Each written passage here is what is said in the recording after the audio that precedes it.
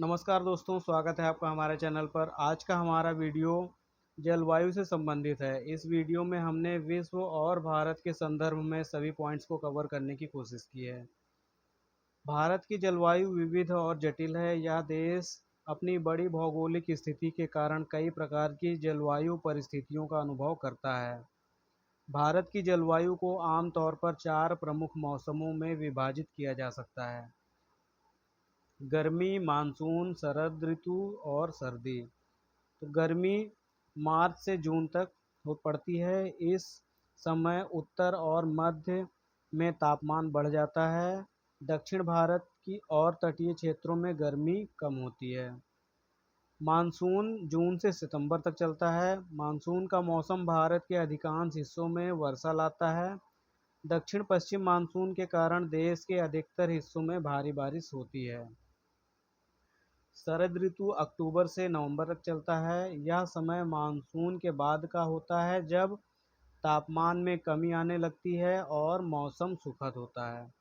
सर्दी दिसंबर से फरवरी तक पड़ती है। इस समय भारत में ठंड बढ़ जाती है और तापमान गिर जाता है। दक्षिण भारत में सर्दियां अपेक्षाकृत हल्की होती हैं। मौसम तथा जलवायु में अंतर। तो मौसम एक क्षेत्र में अल्पकालिक वायुमंडलीय स्थितियों का वर्णन करता है। यह घंटों, दिनों या हफ्तों के लिए होता है, जबकि जलवायु क्षेत्र के दीर्घकालिक औसत वायुमंडलीय स्थितियों का वर्णन करता है, जो कई दशकों, सामान्यतः 30 साल या उससे अधिक के दौरान देखी जाती हैं। इसमें तापमान, वर्षा, आर्द्रता, हवा की गति और अन्य मौसमी घटनाओं की वर्तमान स्थिति शामिल होती है। यह किसी विशेष क्षेत्र में मौसम के पैटर्न का अध्ययन और वर्णन करता है। इसमें साल भर की औसत तापमान, वर्षा और अन्य मौसमी मापदंड शामिल होते हैं। तो मौसम के उदाहरण की बात करें तो जैसे कि आज का मौसम धूप वाला है, कल बारिश होने की संभावना है। आज का तापमान 30 डिग्री सेल्सियस है और हल्की बारिश हो रही है। तो उदाहरण से आप समझ सकते हैं कि जो इसमें बदलाव हो रहा है वो थोड़े थोड़े समय के लिए हो रहा है, यानी अल्पकालिक हो रहा है। जबकि जलवायु में जो बदलाव है वो लंबे समय की एक प्रणाली होती है, जिसमें जैसे कि भारत की कटिबंधीय मानसूनी है, राजस्थान की जलवायु शुष्क है, जबकि केरल की जलवायु आर्द्र और गर्म है। तो इसमें जो बदलाव हो रहा है वो बड़े पैमाने पर हो रहा है और लंबे लंबे समय के अंतराल पर हो रहा है, इसलिए इसे जलवायु में रखा गया है। और मौसम मौसम और जलवायु में बस समय का ही अंतर होता है, क्योंकि इसमें जो मौसम में जो बदलाव होता है वो थोड़ी देर के लिए और जल्दी होता है, यानी अल्पकालिक होता है। और जो जलवायु में बदलाव होता है वो दीर्घकालिक होता है, यानी बहुत लंबे समय के बाद जो बदलाव होता है उससे जलवायु में रखा जाएगा। और जो जल्दी बन जल्दी जो परिवर्तन होता है उसे मौसम के संदर्भ में देखा जाएगा। पृथ्वी के कटिबंध। तो मुख्य रूप से पृथ्वी को 3 कटिबंध यानी 3 जोन में डिवाइड किया गया है: पोलर जोन, टेम्परेट जोन और ट्रॉपिकल जोन। तो जैसे कि सूर्य की जो लंबवत किरण है वो कर्क रेखा और मकर रेखा के बीच में ही पाई जाती है। जो लंबवत किरण है वो जब सूर्य उत्तरायण होने लगता है तो सूर्य की जो लंबवत किरण है वो अधिकतम कर्क रेखा तक जाएगी, और उसके बाद सूर्य का दक्षिणायन स्टार्ट होता है। तो दक्षिणायन जब स्टार्ट होगा तो सूर्य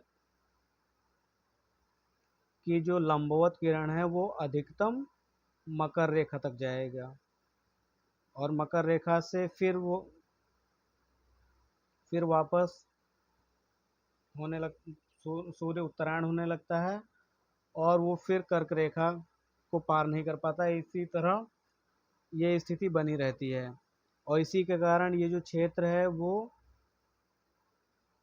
उष्णकटिबंध यानी ट्रॉपिकल जोन, यानी सबसे गर्म, पृथ्वी का जो सबसे गर्म क्षेत्र होता है वो यही उष्णकटिबंधीय क्षेत्र ही होता है।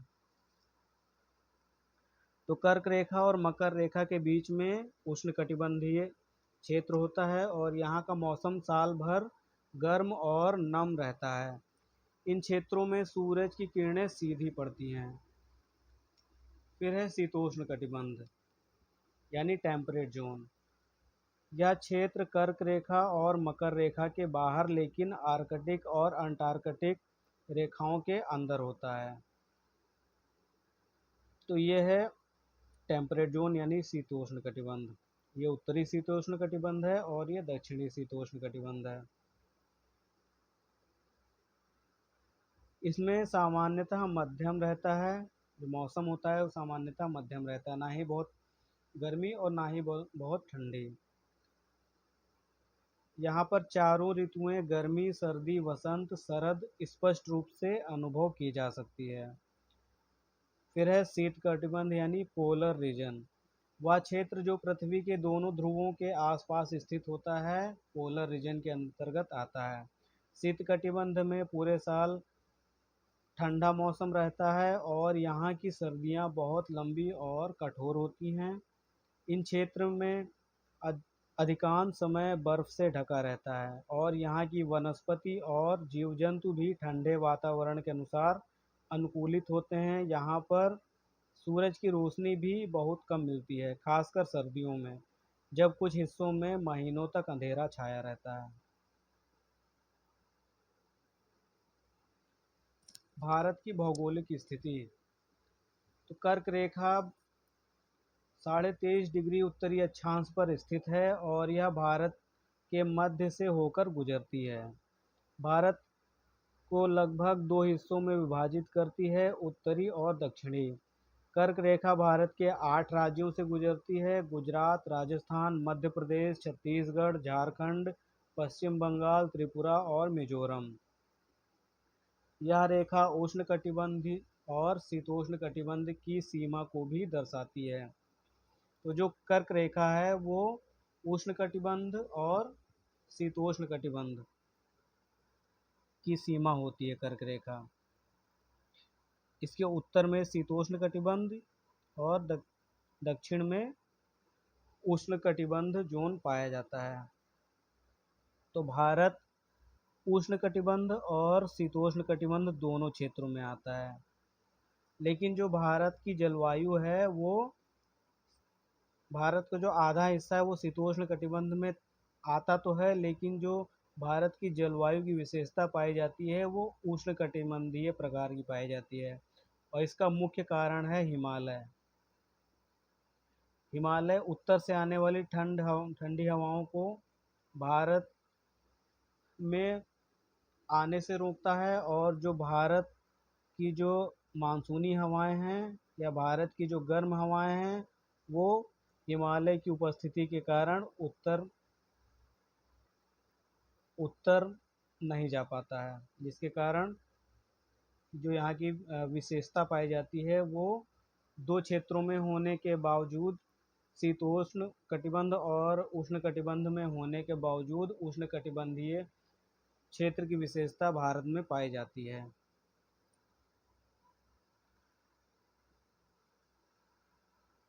यह रेखा उष्ण कटिबंध और शीतोष्ण कटिबंध की सीमा को भी दर्शाती है।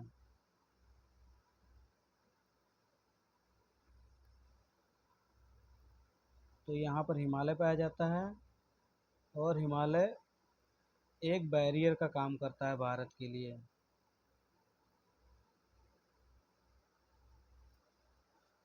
हिमालय के लाभ। तो जलवायु संतुलन, प्राकृतिक सुरक्षा, पर्यटन और संस्कृति, नदियों का स्रोत, प्राकृतिक संसाधन। तो इसके अलावा जलवायु के संदर्भ में देखा जाए तो हिमालय भारत की जलवायु को नियंत्रित करता है। यह उत्तर से आने वाली ठंडी हवाओं को रोकता है, जिससे उत्तर भारत के मैदानों में ठंड कम पड़ती है। इसके अलावा यह मानसून की हवाओं को दक्षिण एशिया में रोककर भारी बारिश लाने में मदद करता है। हिमालय के प्रभाव के कारण ही पूरा भारत दो कटिबंध में स्थित होने के बावजूद उष्णकटिबंधीय क्षेत्र बन जाता है। भारत की जलवायु के लिए हिमालय का काफ़ी अहम रोल है। तो काल्पनिक कर्क रेखा भारत को उष्णकटिबंध तथा शीतोष्ण कटिबंध में विभाजित करती है। ये उत्तर उत्तर में हो जाएगा शीतोष्ण कटिबंध, और दक्षिण में उष्ण कटिबंध आता है भारत का। जिस क्षेत्र या देश में पवन 6 महीने एक दिशा में तथा 6 महीने विपरीत दिशा में बहती हैं, वहाँ की जलवायु मानसूनी प्रकार की जलवायु होती है। तो 6 महीने जो भारत में पवन बहती है वो इस दिशा में बहती है, और जो 6 महीने फिर बहती है वो विपरीत दिशा में बहती है। तो इस प्रकार की पवनें जिस भी क्षेत्र या जिस भी देश में बहेंगी, वहाँ की जो जलवायु है वो वहाँ पर वायु मानसूनी प्रकार की जलवायु पाई जाएंगी। तो भारत के अलावा बांग्लादेश, श्रीलंका, म्यांमार, थाईलैंड, उत्तरी Australia, Mozambique, Madagascar, Colombia, Ecuador, Mexico के कुछ भागों में मानसूनी प्रकार की जलवायु की विशेषता मिलती है। भारत में बहने वाली मानसूनी पवनें। तो भारत में मानसूनी पवनें 6 महीने एक दिशा में, 6 महीने एक दिशा में बहती हैं, विपरीत दिशा में बहती हैं।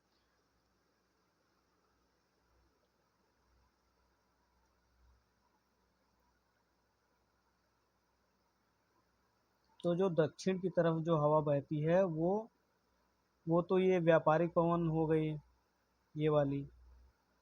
लेकिन जो उत्तर की तरफ जो हवा बहती है वो हवा कहाँ से आती है? तो वो हवा जो होती है वो यही वाली व्यापारिक पवन ही होती है। जो दक्षिण की व्यापारिक पवन होती है वही जब भूमध्य रेखा को पार करके उत्तर उत्तरी गोलार्ध में पहुंचती है, तो जो इसकी दिशा है वो अपनी दिशा से दाहिनी तरफ मुड़ जाती है। तो विलियम फेरेल ने विकसित किया था। यह नियम बताता है कि पृथ्वी के घूर्णन के कारण उत्तरी गोलार्ध में चलने वाली हवाएं अपनी दिशा में दाईं ओर और दक्षिणी गोलार्ध में बाईं ओर मुड़ जाती हैं। यह नियम कोरियोलिस प्रभाव का परिणाम है, और इसका प्रभाव विशेष रूप से बड़े पैमाने की वायुमंडलीय घटनाओं जैसे कि चक्रवात में देखा जाता है। वर्षा के स्वरूप। तो पूरी पृथ्वी पर मुख्य रूप से 3 प्रकार की ही वर्षा पाई जाती हैं: संवहनीय वर्षा, पर्वतीय वर्षा और चक्रवाती वर्षा। इसके अलावा कोई भी वर्षा का प्रकार पृथ्वी पर नहीं मिलता है। तो संवहनी वर्षा में वही क्षेत्र की जो गर्म हवाएं होंगी वो ऊपर उठेंगी, और ऊंचाई के साथ तापमान कम हो जाता है, और तापमान कम जैसे ही होता है तो फिर ये वहाँ पर संघनन की क्रिया होती है। संघनन की क्रिया के बाद वो वर्षा का रूप लेकर के उसी क्षेत्र में वापस गिरने लगते हैं। संवहनी वर्षा में जो क्षेत्र होता है वो काफ़ी कम होता है। फिर पर्वतीय वर्षा आती है। पर्वतीय वर्षा में जो नमी युक्त हवाएं होती हैं वो पर्वतों से टकराती हैं, और फिर वो ऊपर उठने की कोशिश करती हैं। ऊपर उठने के बाद तापमान कम होता है, और फिर संघनन की क्रिया होती है, और फिर बरसात होती है। फिर चक्रवाती वर्षा में क्या होता है कि किसी एक क्षेत्र का निम्न दाब हो जाएगा और उसके चारों तरफ उच्च दाब होगा, तो जो हवा होगी वो उच्च दाब से निम्न दाब की तरफ बहती है, और जिसके कारण उसी क्षेत्र में चारों तरफ की हवाएं उसी क्षेत्र एक ही तरफ भागती हैं, जिससे चक्रवात का निर्माण होता है। संवहनीय वर्षा। संवहनी वर्षा वह होती है जो तब होती है जब सूर्य की गर्मी के कारण धरती की सतह और उस पर मौजूद हवा गर्म हो जाती है, और गर्म हवा ऊपर उठती है, ठंडी होती है और बादलों का निर्माण करती है, जिससे बारिश होती है। तो भारत में संवहनीय वर्षा के क्षेत्र, तो दक्षिण भारत, पूर्वोत्तर भारत और गंगा का विशाल मैदान, तो यहाँ पर संवहनीय वर्षा मुख्य रूप से पाई जाती है। तो इसकी जो अवधि होती है वो गर्मियों के मौसम में मुख्यतः मार्च से जून, यानी प्री मानसून के टाइम पर संवहनीय वर्षा पाई जाती है। फिर है पर्वतीय वर्षा। समुद्र या किसी अन्य जल स्रोत से आने वाली नम हवाएं जब किसी पर्वत या ऊंचाई वाले क्षेत्र से टकराती हैं तो ये ऊपर की ओर उठने लगती हैं। ऊंचाई पर तापमान कम हो जाता है जिससे हवा में मौजूद नमी संघनित हो जाती है और बारिश के रूप में धरती पर गिरने लगती है। पर्वतीय वर्षा के क्षेत्र, तो हिमालय क्षेत्र, पश्चिमी घाट और पूर्वोत्तर भारत। लेकिन जो पर्वतीय वर्षा है वो पूरे भारत में लगभग 80% जो वर्षा होती है वो पर्वतीय वर्षा से ही होती है।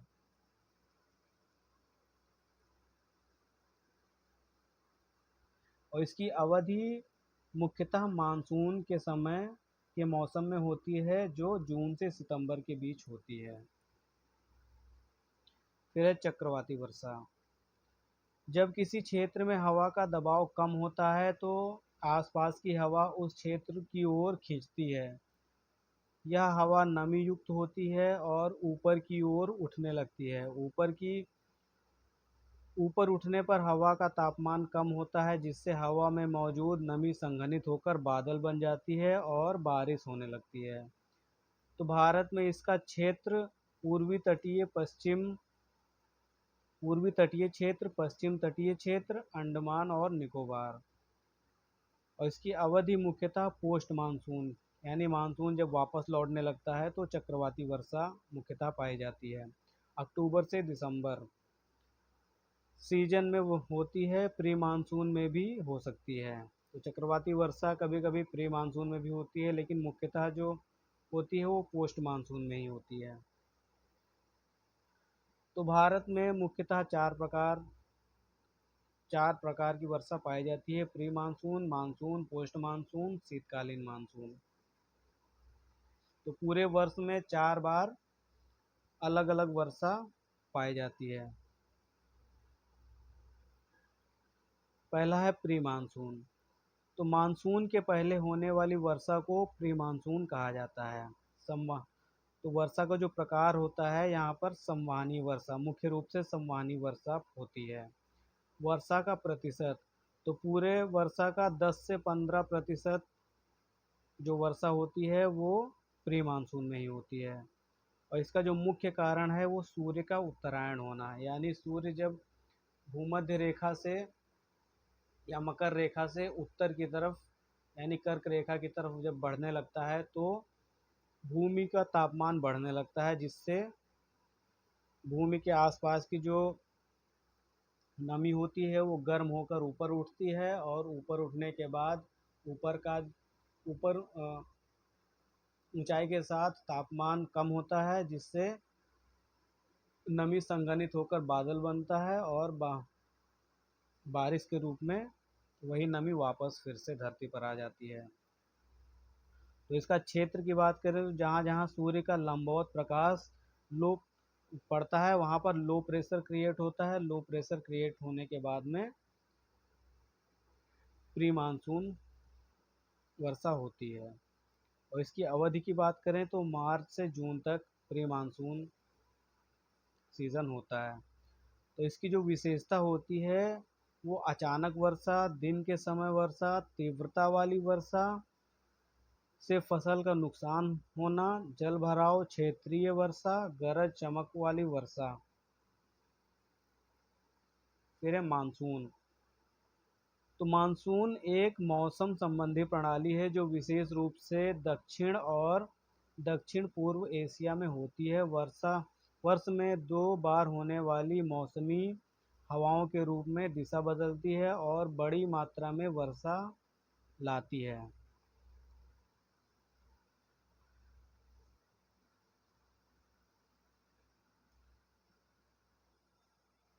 तो दक्षिण पश्चिम मानसून सबसे पहले भारत के केरल केरल में टकराता है और ये यहाँ से दो भागों में विभाजित हो जाता है।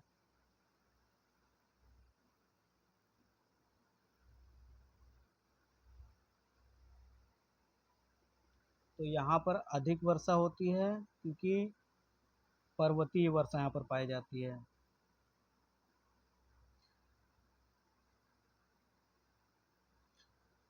तो पश्चिमी घाट यहाँ पर पाया जाता है। पश्चिमी घाट क्या करता है कि मानसून को रोक के रखता है और जिसके कारण इस एरिया में भारी बारिश होता है।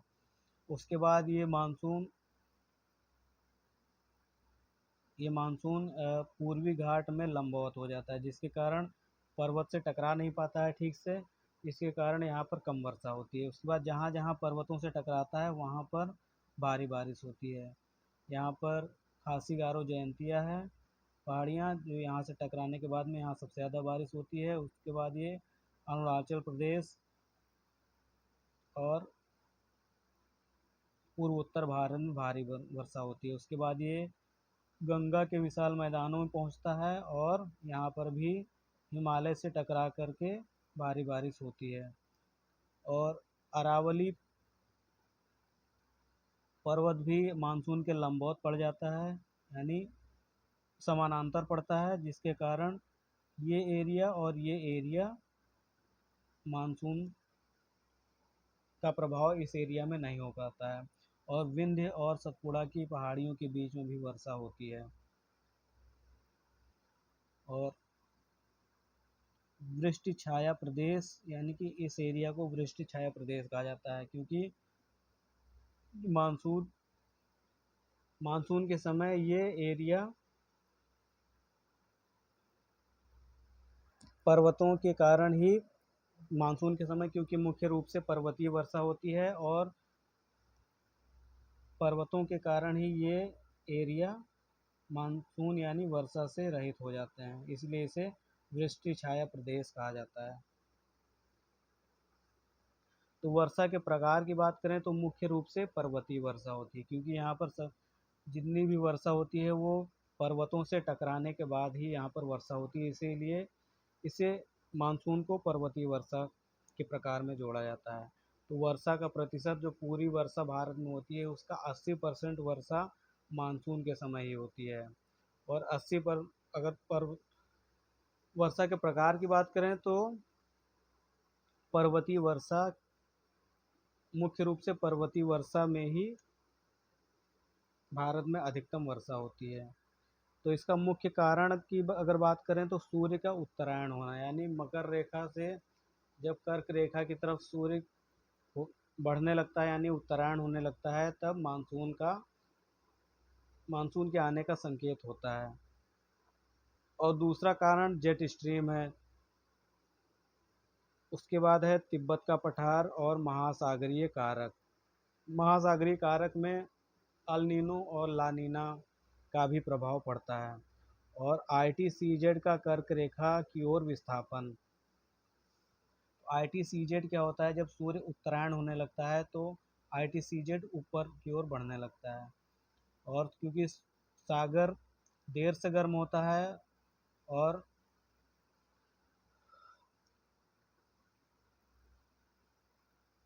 जो भूभाग है वो जल्दी गर्म होता है सागर की अपेक्षा, इसलिए जो ITCZ है वो इस रूप में भारत में इस रूप में ITCZ को दर्शाया जाता है, क्योंकि सागर की अपेक्षा जो भूभाग है वो जल्दी गर्म हो जाता है।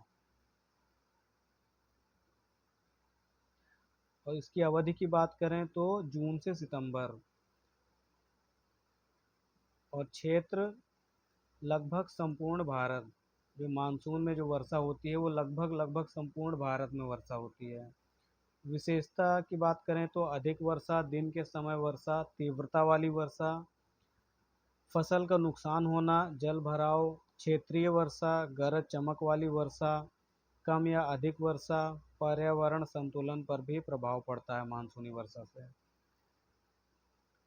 फिर आता है पोस्ट मानसून। पोस्ट मानसून यानी वापस लौटता हुआ मानसून, इसे रिट्रीटिंग मानसून या उत्तर पूर्व मानसून नॉर्थ ईस्ट मानसून के नाम से भी जाना जाता है। इस समय में मानसूनी हवाएं उत्तर पश्चिम से दक्षिण पूर्व की तरफ वापस जाने लगती हैं, और जो वर्षा का प्रकार पाया जाता है वो चक्रवाती वर्षा और शेष पर्वतीय वर्षा। तो मुख्य रूप से चक्रवाती वर्षा पाई जाती है।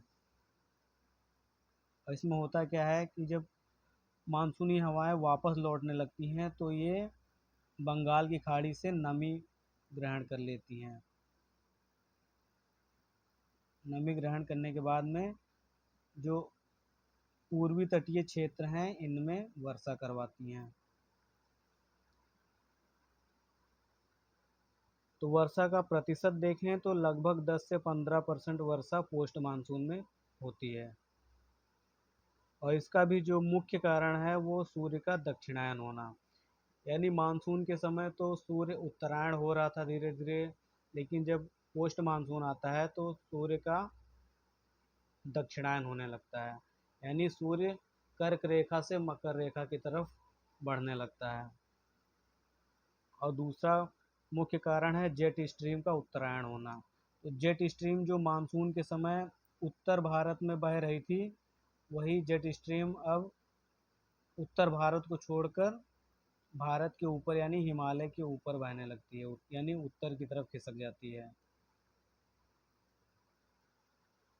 और ITCZ का विषुवत रेखा की ओर विस्थापन, और जो ITCZ मानसून के समय उत्तर की तरफ बढ़ रहा था, वही ITCZ अब पोस्ट मानसून के समय दक्षिण की तरफ बढ़ने लगता है। और इसकी जो अवधि होती है वो सितंबर से दिसंबर तक होती है। और क्षेत्र की बात करें तो मुख्यतः तमिलनाडु और आंध्र प्रदेश यानी तटीय क्षेत्रों में इसका जो क्षेत्र है वो पाया जाता है। पोस्ट मानसून का जो वर्षा है वो तटीय क्षेत्रों में ही पाई जाती है, खासकर पूर्वी तटीय क्षेत्रों में। और इसकी विशेषता की बात करें तो अधिक वर्षा, दिन के समय वर्षा, तीव्रता वाली वर्षा से फसल का नुकसान होना, जल भराव, क्षेत्रीय वर्षा, गरज चमक वाली वर्षा, कम या अधिक वर्षा, पर्यावरण संतुलन पर प्रभाव, उत्तर दक्षिण भारत में जलापूर्ति।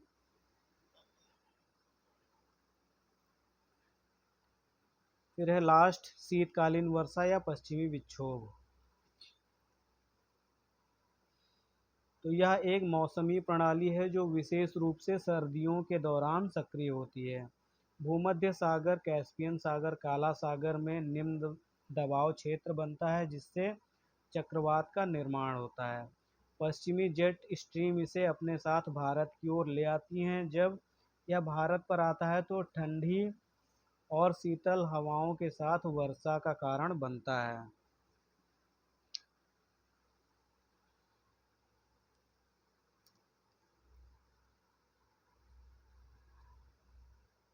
वर्षा का प्रकार तो मुख्यतः पर्वतीय और चक्रवाती वर्षा शीतकालीन वर्षा या पश्चिमी विक्षोभ में पाई जाती है। तो वर्षा का प्रतिशत की बात करें तो लगभग 10% वर्षा पश्चिमी विक्षोभ के कारण होती है। और इसका जो मुख्य कारण है पछुआ और ध्रुवीय हवाओं का भूमध्य क्षेत्र में मिलना, यानी पछुआ और जो पोलर विंड्स है वो इस क्षेत्र में आकर के मिलती हैं जिससे चक्रवात का निर्माण होता है। और चक्रवात को जेट स्ट्रीम जो होती है वो भारत की तरफ ले आती है। तो जेट स्ट्रीम होती है वो लहरदार और ऐसे ऐसे चलने वाली हवाएं होती हैं और संकरी होती हैं जो भारत की तरफ बढ़ती हैं, और जिसके कारण ये पश्चिमी विक्षोभ को अपने साथ भारत की तरफ ले आती हैं। और इसकी अवधि की बात करें तो दिसंबर से मार्च तक इसकी अवधि होती है। क्षेत्र पश्चिमोत्तर भारत तथा कुछ पूर्वी भाग। इसकी विशेषता की बात करें तो सर्दियों की वर्षा, रबी की फसल के लिए फायदेमंद, तापमान में गिरावट, वायु गुणवत्ता में सुधार। तो इस वीडियो में बस इतना ही। तो अगर आपको हमारी वीडियो पसंद आई तो वीडियो को लाइक तथा चैनल को सब्सक्राइब ज़रूर करें। Thank you.